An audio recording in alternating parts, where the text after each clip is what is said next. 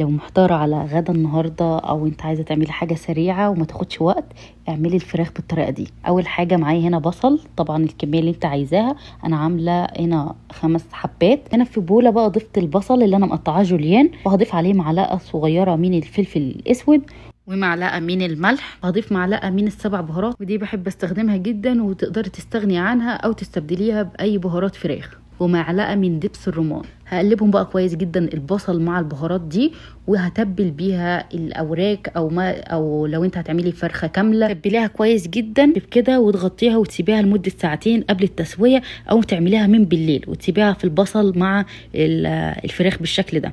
ولكن انا حبيت البطاطس في اضافه البطاطس فيها، انا عملتها قبل كده قبل ما اصورها وصراحه عجبتني جدا. فضفت هنا بطاطس. تقدري تضيفي اي خضار، يعني ممكن تضيفي تشكيله من الخضار، بغطيها بورق زبده وورق فويل، خلها اسويها في الفرن طبعا بدون اي